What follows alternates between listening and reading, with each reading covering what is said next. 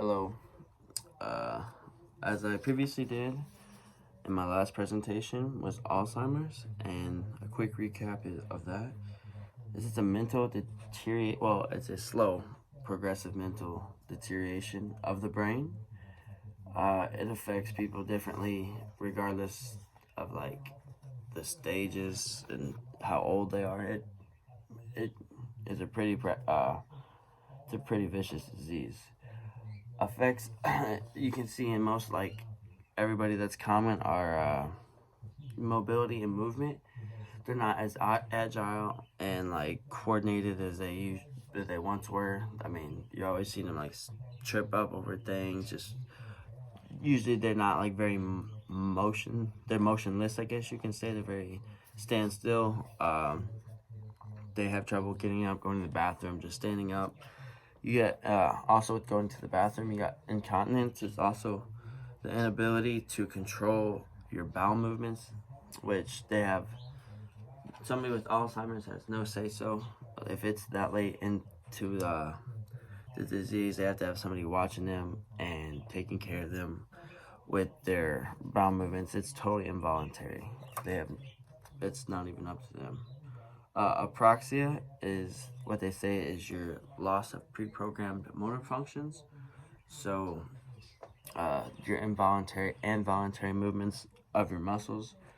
Go away. Some positive exercises for Alzheimer's, I guess. Well, I guess exercise in general is a positive for everybody, even regardless without. But some simple things you can do is walking outside, chair yoga, or a stationary bike. But even a treadmill inside 30 to 40 minutes a day isn't bad. But regardless, what the activity is, lay down. They need to be supervised.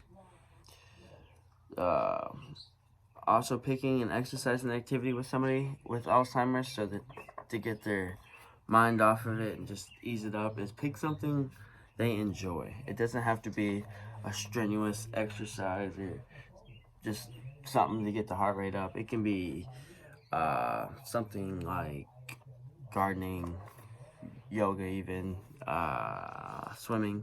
It doesn't have to be lifting weights or running. It's just something to ease their mind and get their heart rate up. You gotta remember they got to start off with a slow warm up and enough with a cool down, and they have to stay supervised. I guess some negative effects. I really couldn't find anything negative about exercising.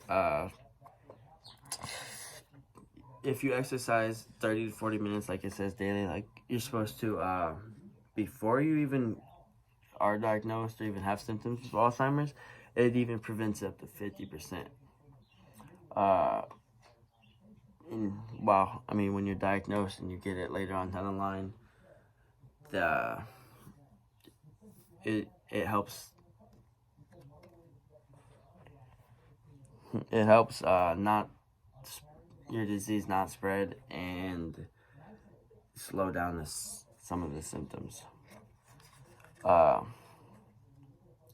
Some exercises you can do with Alzheimer's, if you're just at home, by yourself, and that you ain't got nobody there, you could help use chairs, or like McKenna showed in her videos, the chair stability movements.